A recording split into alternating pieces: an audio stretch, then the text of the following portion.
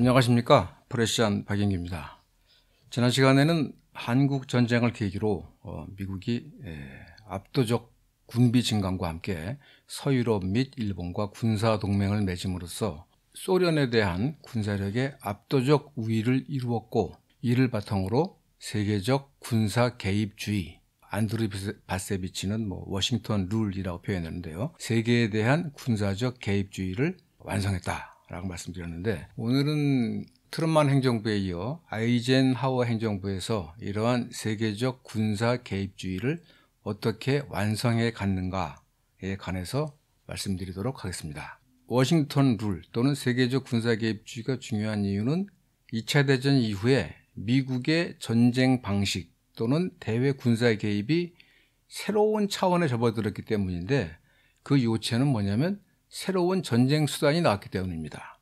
하나는 핵무기이고 또 하나는 CIA, 중앙정보국에 의한 비밀 공작 또는 비밀 전쟁이기 때문입니다. 쉽게 말하면 소련의 군사적 위협이 세계의 자유와 민주주의를 위협하고 있다. 미국은 이러한 소련의 위협에 맞서서 군사력을 대폭 증강해야 된다라는 것이고, 그 요체는 뭐냐면 미국의 막강한 핵공격 능력으로 소련을 견제하면서 미국을 따르지 않는 제3세계 국가의 정보를 비밀 공작을 통해 정권을 교체하는 것입니다. 이런 것들이 아이젠하워 정부에서 이제 진행되는데요. 물론 2차 대전 이후 냉전 시기를 지금 되돌아보면 아이젠하워 행정부 때가 2차 대전 이후 그래도 가장 평화로운 시기였다고 할 수 있습니다. 미국 국민들은 소련의 핵공격 위협에 대한 그 공포 분위기 때문에 굉장히 순응적이었지만, 어쨌든 아이젠하워 행정부 당시에는 재래식 전쟁이 없었고, 또 미 지상군이 해외에 파병된 적이 딱 한 번이었어요. 잠깐. 1958년도에 이라크에서 사회주의 혁명이 일어났을 때 사회주의 혁명의 확산을 막는다는 명분으로 레바논에 미군이 파병된 게 딱 한 번입니다. 그러니까 어떻게 보면은 장군 출신이었던, 2차 대전을 승리로 이끌었던 장군 출신이었던 아이젠하워가 군부와 비밀 공작 기구를 나름대로 통제했다고 볼 수도 있죠. 그러나 이때 아이젠하워 행정부가 추구했던 핵 능력의 압도적 증강 그리고 비밀 공작 등이 케네디 행정부에 들어와서는 드디어 이제 위기로 드러나기 시작합니다. 그게 바로 이제 쿠바 미사일 위기이고 베트남 전쟁이고 이제 이런 것들인데, 예를 들면 쿠바 미사일 위기라는 것은 미국의 무시무시한 핵무기 증강 그리고 쿠바 카스트로 정권을 전복하려는 미국 케네디 행정부의 지배한 노력이 맞물려서 만들어낸 것입니다. 보통 이제 쿠바 미사일 위기 하면은 후르쇼프 소련 지도부가 쿠바에 미국을 위협하는 핵무기를 설치하려 했기 때문에 일어났다고 하지만, 그 배경을 보면 미국의 핵전력 증강에 맞서려는 소련 지도부의 어떤 시도와 그리고 쿠바를 보호하려는 이런 것들이 맞물리면서 생겼다고 볼 수 있습니다. 아까 말씀드렸을 때 제가 아이젠하워 행정부 때부터 미국의 새로운 전쟁 수단이 개발됐다라고 했는데, 50년대부터 미국에는 두 가지 새로운 전쟁 수단이 개발됩니다. 핵능력 증강과 CIA의 비밀 공작, 이거라고 말씀드렸죠. 이번 시간에는 이 아이젠하워 행정부 때 미국이 어느 정도로 그 핵능력을 향상시켰는가에 관해서 말씀드리도록 하겠습니다. 그 50년대에 미국의 새로운 전쟁 수단을 확보하고 개발한 두 사람의 중요한 인물이 있는데, 한 사람은 전략공군사령부의 사령관인 커티스 르메이고, 또 한 사람은 CIA 국장이었던 알렌 덜레스라고 할 수 있습니다. 오늘은 그 전략 폭격에 대해서 알아보겠는데요. 이 커티스 르메이라는 사람은 전략 폭격의 달인이라고 부르는 사람입니다. 2차 대전 중인 1942년 8월부터 2년 동안 나치 독일에 대한 공습을 지휘했고, 1944년 7월부터는 도쿄 등 일본의 64개 도시에 대한 공습을 지휘했습니다. 그 중에서 1945년 3월에 도쿄 대공습은 자그마치 10만 명의 사망자를 낸 정말 어마무시한 폭격이었는데요. 그리고 나서 히로시마와 나가사키에 대한 원폭 투하도 이 르메이가 지휘한 것이고 1948년 6월 이른바 그 베를린 봉쇄에 맞서서 1년 동안 서베를린에 대한 이 생활 물자라든가 여러 가지 물자를 공급한 베를린 공수를 지휘한 사람도 이 커티스 르메이입니다. 한마디로 이 공중 폭격의 이 달인이라고 할 수 있는데 이 전략 폭격의 달인이라고 말씀드렸습니다. 커티스 르메이가. 근데 이 전략 폭격이라는 거는 공식적으로는 적의 산업 시설과 인구 밀집 지역에 대한 대규모 폭격으로 적의 전쟁 의지를 꺾겠다라는 게 이제 공식적인 명분인데 실제로는 이건 그냥 무차별 폭격입니다.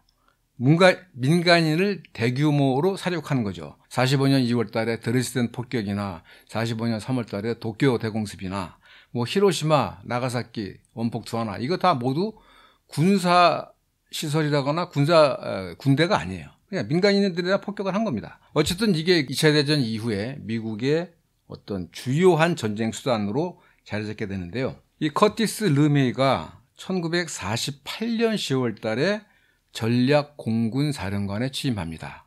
이 전략공군사령부라는 거는 쉽게 말해서 소련 등 적에 대한 핵공격을 담당하는 부대입니다. 그런데 48년에 르메이가 전략공군사령관에 취임할 때 이 전략공군사령부의 능력은 뭐 별게 없었어요. 그 핵폭탄이 50개, 원자탄, 그리고 2차 대전 때 사용됐던 B-29 폭격기 30대, 그리고 실제로 뭐 폭격 임무를 수행할 수 있는 승무원은 6명이었다고 그래요. 그러니까 그냥 미국은 원자탄을 갖고 있다라는 엄포 정도였지 실제로 뭐 소련을 폭격하거나 이럴 때는 좀 이러기에는 굉장히 모자랐던 거죠. 그러나 1950년 한국 전쟁을 계기로 대대적 군비 증강을 하면서 1950년대 중반이 되면 어마어마한 이 폭격 능력을 갖게 됩니다.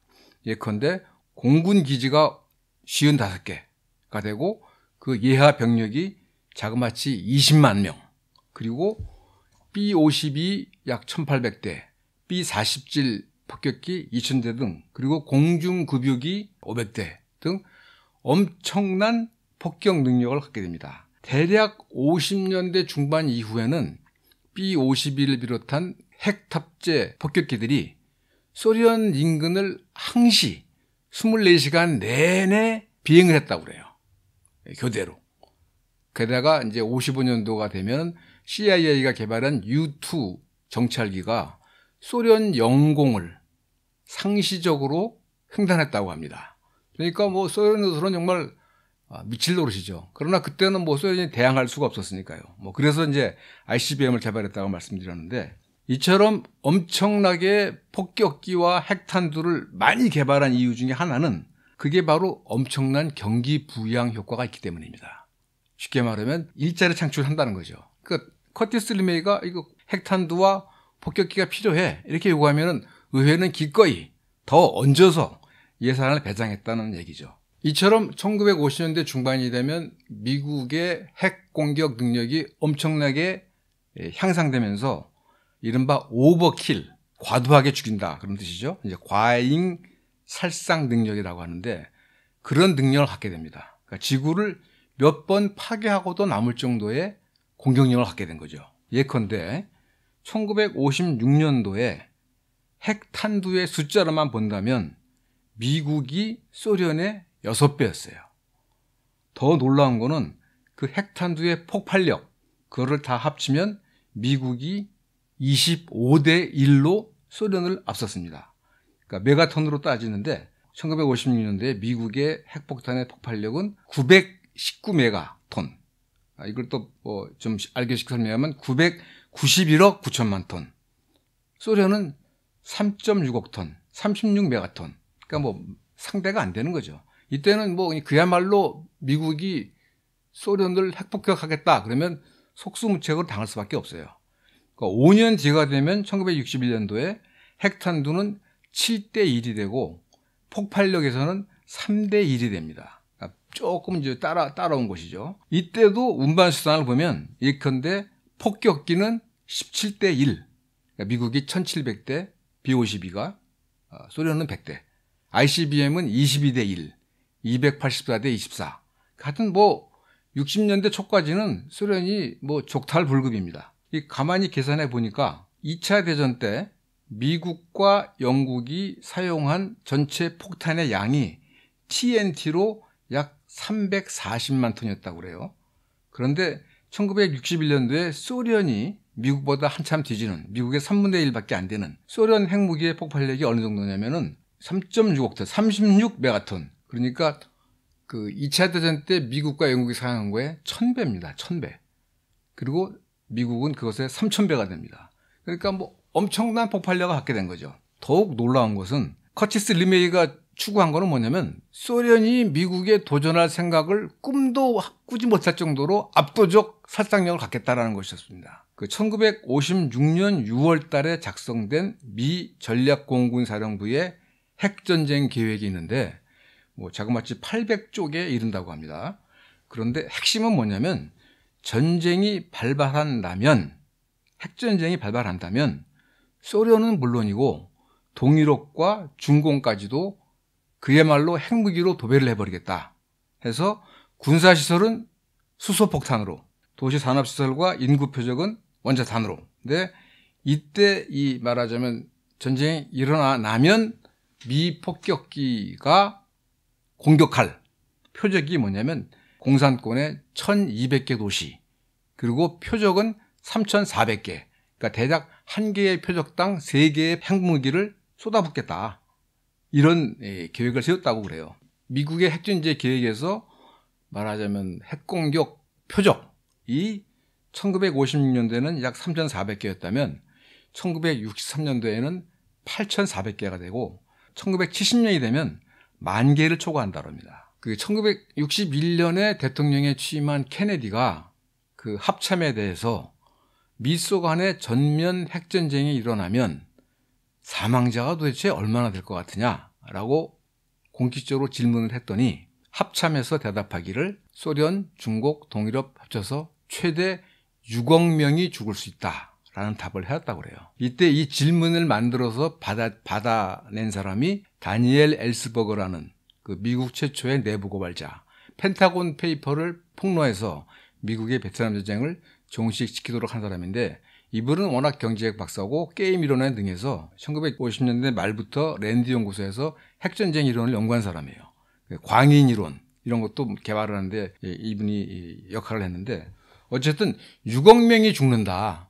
2차 대전 때 홀로코스트로 죽은 유태인의 100배가 죽는다라는 걸 보면서 엘스버거가 나중에 회고하기를 그 순간부터 나는 핵전쟁을 끝장내는데 일조하기로 마음먹었다. 그런 얘기를 합니다. 이건 약간 얘기가 빗나갔고요. 어쨌든 1956년도에 작성된 핵전쟁 계획에서 1200개 도시에 3400개 이상을 핵무기로 공격을 하고 약 수천만 명 이상이 죽을 것이다 라는 것을 보면서 아이젠하워가 이렇게 불평했다고 합니다. 그들은, 그러니까 군부죠. 군부 또는 전략공군사령부는 그들은 전 세계의 인지 가능한 모든 공격 목표를 파괴하기에 충분한 군사력, 그리고 거기에 더해 그 전력의 3배에 해당하는 예비 군사력까지 확보하겠다는 말도 안 되는 목표를 추구하고 있다. 오버킬, 과잉 살상 능력을 아직도 추구하고 있다. 그런 얘기죠. 약간 좀 이상하지 않습니까? 아니, 대통령이 총사령관인데 자신의 부하가 만든 핵전쟁 계획에 대해서 불평을 하고 있다니. 그렇게 하지 말라고. 그렇게 명령하면 되는 거 아닙니까? 그런데 그게 안 되는 것이 뭐냐면 1950년대 말까지는 핵전쟁 계획에 대한 통제권을 대통령이 아닌 전략공군사령관이 가졌기 때문입니다. 전략공군사령관, 즉 커티스 르메이가 1957년까지긴 합니다만 핵전쟁 계획에 대한 완벽한 통제권을 가지면서 나오는 문제가 뭐냐면 조직이기주의입니다. 즉 소련의 핵위협을 강조하면 할수록 전략공군사령부가 확보하게 되는 예산과 자원이 훨씬 많아지겠죠. 따라서 전략공군사령관 입장에서는 적절한 핵전략이 아니라 누구도 미국에 도전할 꿈도 꾸지 못할 정도의 압도적 핵 공격 능력을 그야말로 맹목적으로 추구하게 된다는 겁니다. 미국의 과도한 핵군비 증강이 미국의 민생 경제에는 어떤 악영향을 미치는가, 또는 미국의 과도한 핵군비 증강이 소련으로 하여금 어떤 반응을 일으키게 할 것인가, 그에 따라서 어쩌면 핵전쟁이 일어날지도 모르는데 이걸 감당할 수 있는가, 이런 거는 고려하지 않았다는 거죠. 그런데 그 미국에서는 이미 지난번에 말씀드린 것처럼 1950년대에는 소련의 핵공격 능력 또는 소련 공산주의의 위협 때문에 대다수 미국 사람이나 뭐 정치인들이 그런 어떤 자제 같은 걸 요구할 수 있는 분위기가 아니었어요. 1956년 5월 달에 커티스 르메이 전략공군 사령관이 의회에 출석해서 소련의 항공기 생산이 미국을 추월한다고 증언을 했어요. 지금까지 말씀드렸습니다만은 1961년도에도 훨씬 미국의 폭격기 능력이 앞서는데 어쨌든 미국의 전략공군 사령관이 우리가 뒤지고 있다 이렇게 말하니까 이른바 폭격기 격차, 버머 갭이라고 그래서 미국이 폭격기 능력에서 소련에 뒤지고 있다 해서 미국 조야가 난리가 납니다. 그래가지고 폭격기 이 증강의 예산을 마구마구 쏟아 부어주는 거예요. 이게 참 대부분 좀 희한한 일이죠. 어쨌든 이것 때문에 아이젠하워 대통령이 자신의 임기 말년인 1960년 12월 달에 단일 증강 계획이라고 해서 이 대통령이 통제할 수 있는 단일한 핵공격 계획을 세워라 라고 명령하고, 이게 이제 2003년까지는 그런 대통령이 주관하는 핵전쟁 계획이 계속 갑니다만 그 과정에서 쿠바 미사일 위기 같은 때에는 이 핵사용을 놓고 대통령과 군부 간에 굉장한 갈등이 생깁니다. 뭐 어쨌든 중요한 거는 미국이 이처럼 그야말로 뭐 미국에 도전하지 못할 정도의 압도적 핵전력을 가졌기 때문에 미국은 이 군사력의 압도적 우위를 통해서 대외 군사 개입에서 완전한 행동의 자유를 누리게 됩니다. 사실 따지고 보면 미국이 한국전쟁 또는 베트남 전쟁에 참전한 것도 등 뒤에 막강한 핵전력이 있다라는 자신감 때문입니다. 미국이 핵무기가 없었다면 한국전쟁에 참전하기 어려웠을 거란 분석이 있어요. 왜? 유럽에서는 소련의 재래식 군병력이 서유럽을 압도했기 때문에 어쩌면 소련이 서유럽을 칠지도 모른다, 그런 걱정이 있었다는 거죠. 그러나 미국이 핵무기가 있기 때문에 핵무기를 응징하면 되니까 뭐 이제 가능했다는 거죠. 그러다 보니까 이제 뭐 1953년도에 이란의 모사데크 정권이 자국의 석유 자원을 국유화했을 때 비밀 공작으로 전복시켜 버렸고, 54년도에는 중미의 과테말라라는 나라가 유나이트 프루츠라는 미국 기업에 갖고 있는 자국 내 토지를 보상을 하고 국유화했음에도 불구하고 자국 기업의 이익을 침해했다는 이유로 아르벤스 정권을 전복시켰고, 1954년도 제네바 회담에서는 그해 봄에 디엔비엔프 전투에서 프랑스군, 식민 종주국이었던 프랑스군을 물리친 베트남 사태에 대해서 앞으로 2년 뒤에 남북 베트남이 총선을 통해서 통일정부를 세운다라고 합의했음에도 불구하고 미국은 이를 거부했습니다. 거부했고 남베트남의 고딘디엠, 응오딘지엠이라는 미국에 거주했던 가톨릭 신자를 남베트남 지도자로 앉히고 분단된 친미 반공 정권을 세우려고 하죠. 근데 그 당시에는 이 소련이나 중공이 미국의 이 압도적 핵 군사력을 낳기 때문에 호지명, 그러니까 북베트남의 지도자였던 호치민에 대해서 야, 조용히 있어라, 미국이 너무 세다라고 그랬다는 거예요. 뭐 이런 경우는 굉장히 많습니다. 아까 말씀드린 1958년 7월 이라크에 사회주의 혁명이 일어났을 때, 그리고 미군이 그것의 확산을 막기 위해서 레바논에 미군을 상륙시켰을 때 당시 아랍의 맹주였던 이집트의 나세르가 소련의 후르쇼프에게 저거 좀 막아야 되는 거 아니냐, 미국에 대해서 핵 억지 경고를 좀 해달라라고 요청을 했더니 후르쇼프가 말하기를 미국 놈들은 지금 제정신이 아니요, 솔직히 말해서 우리는 소련은 아직 싸울 준비가 안 돼 있네, 3차 대전을 치를 준비가 안 돼 있다는 말일세 라고 하고 꼬리를 뺐다고 그래요. 그 몇 달 후에 또 중국과 대만 사이에 금문도 마저도에서 포격 위기가 있었죠. 그때도 후르쇼프는 소련에 있는 중국 대사에게 미국의 핵 벼랑 전술은 지극히 위험하며 어쩌면 미국은 사회주의 국가들에 대해서 침략 전쟁에 나설 수도 있다라고 경고 내지는 우려했다고 합니다. 한마디로 50년대는 미국 독판인 그런 셈이었던 거죠. 사실 이 핵무기라는 거는 원래 핵무기를 만들게 된 거는 나치 독일에서 핵분열이라는 거를 처음 발견을 했고, 이 핵분열이 가능하다면 그것을 이용한 기존 재래식 폭탄보다 몇천 배 강력한 핵폭탄이 나올 수 있겠구나. 그리고 그런 핵폭탄을 나치가 갖게 된다면 나치가 세계를 정복할 수 있다라는 위협을 느낀 그 서유럽의 망명 과학자들이 아인슈타인에게 부탁을 해서 나치 독일이 핵폭탄을 개발해서 사용하지 못하도록 미국도 핵무기를 개발해야 합니다라는 편지를 루즈벨트 대통령에게 쓰도록 요청해서 시작된 겁니다. 아인슈타인이 편지를 2번을 썼어요. 그래서 42년부터 미국도 핵무기 개발에 나섰는데, 사실 막상 원자탄이 개발되자 오펜하이머라는 최근 영화도 보신 분이 계시겠지만 그 영화에는 굉장히 짧게 나오는데, 그 핵무기 개발에 나섰던 과학자들이 이거를 쓰면은 안 돼. 이거는 정말 인류의 큰 재앙이야. 판도라의 상자를 여는 거야 하고 연판장을 돌려서 반대를 표명했지만 이미 그때는 끝난 거죠. 그래서 핵무기를 사용한 다음에 이 아인슈타인이 자기가 루즈벨트 대통령에게 핵무기 개발을 권유하는 편지를 쓴 것, 이것이야말로 다 나의 일생일대의 실수였다.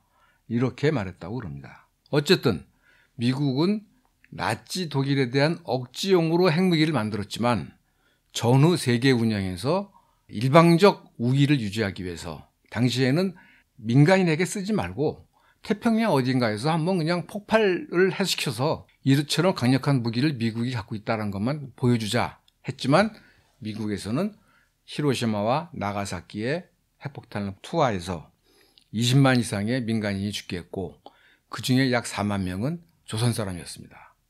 그러면서 이제 이른바 핵혁명, 뉴클리어 리볼루션, 핵무기가 세계 국제 정치를 좌우하는 중요한 요인으로 등장하는 계기가 된 것이죠.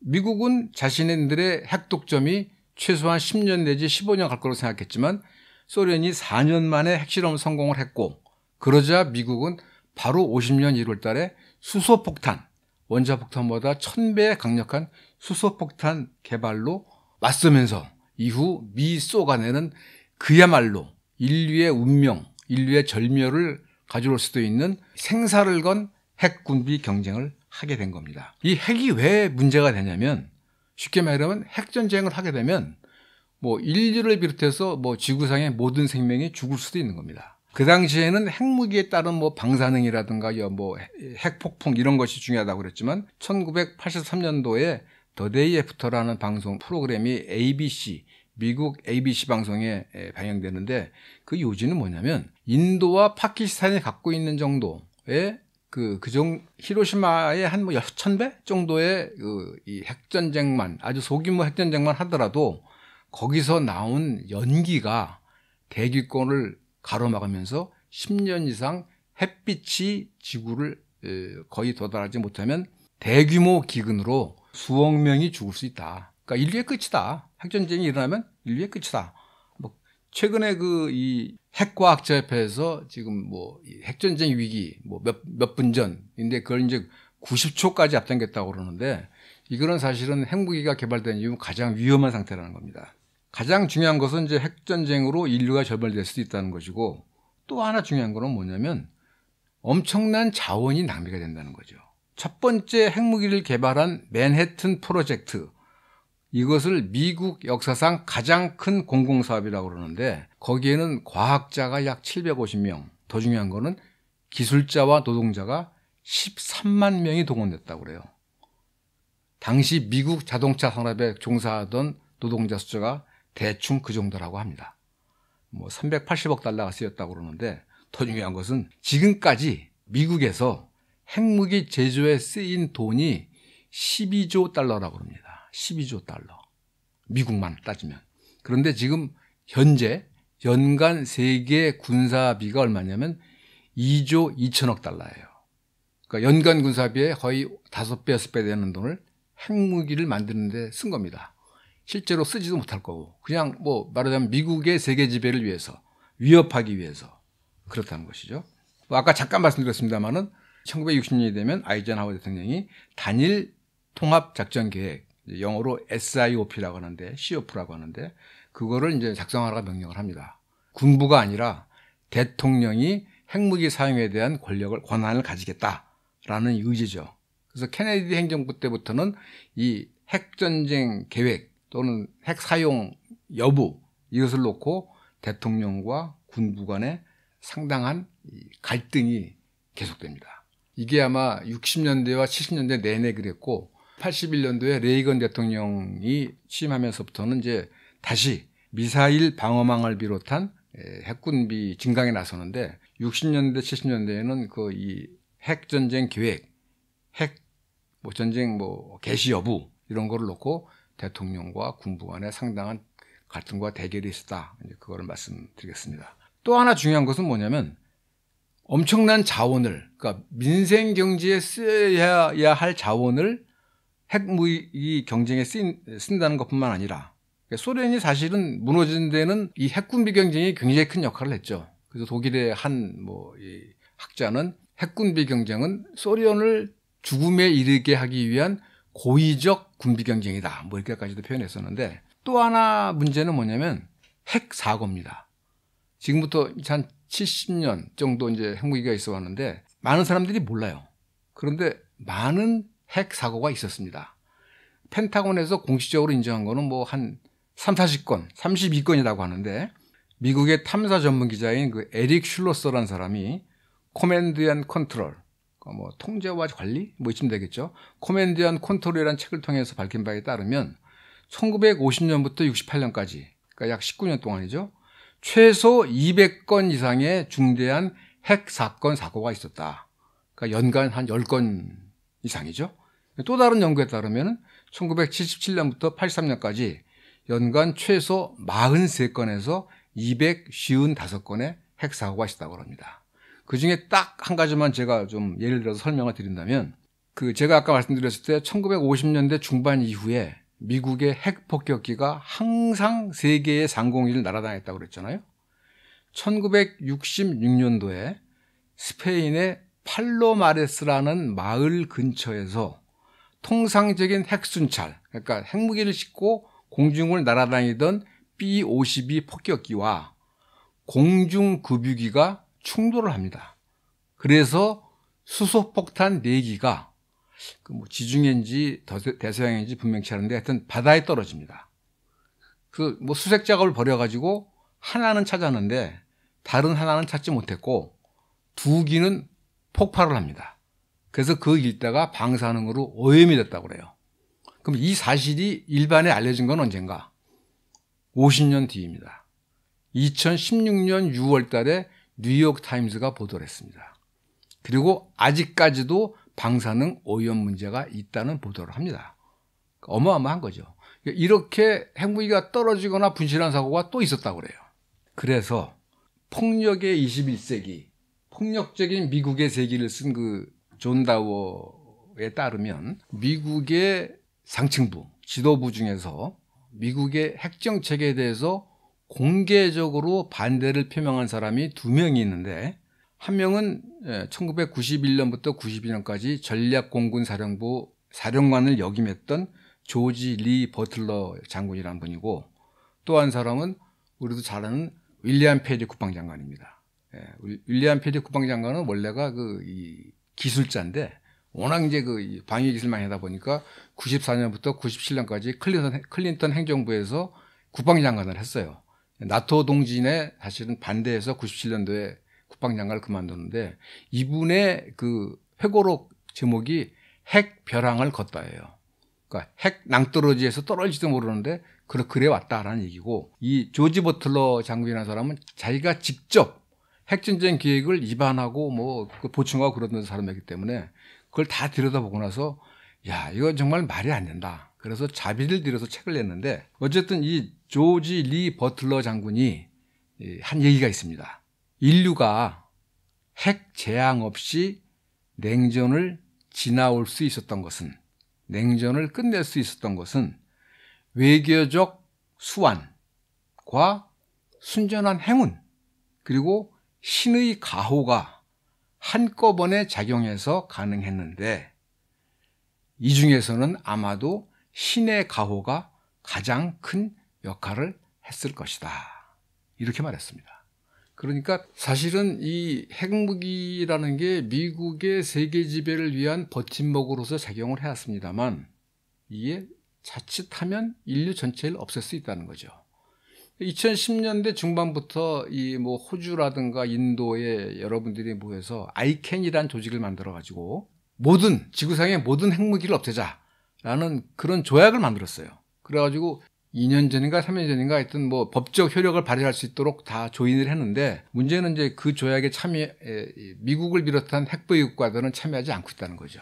어쨌든 중요한 것은 이 핵무기라는 게 특정한 국가의 뭐 위세를 높여줄지는 모르지만 그 핵무기 여파가 이제 사실 북한의 북핵 보유까지 갔잖아요. 그런 의미에서 본다면 사실은 인류가 제정신을 가졌다면 이것을 없애야 하는데 아직도 못 없애고 있다. 뭐 예를 들면 2009년도에 오바마 대통령이 뭐 핵 없는 세상을 외쳐서 평화상을 노벨 평화상을 받았지만 그분 역시 뭐 아무것도 못하고 지나갔다는 거죠. 그래서 지금 우리는 사실은 이 핵시대를 얘기하면서 이 핵 없는 세상 그것에 대한 문제의식을 가져야 되지 않겠는가 그런 생각을 해봅니다. 다음 시간에는 CIA, 그 CIA에 의한 비밀공작 그런 데 대해서 말씀을 드리려고 하는데요. 잠깐 휴식을 갖기 위해 설 연휴인 2월 9일부터 12일까지 그러니까 금요일과 월요일 두 번은 쉬고 2월 16일 금요일부터 방송을 재개하도록 하겠습니다. 지금까지 들어주셔서 감사합니다.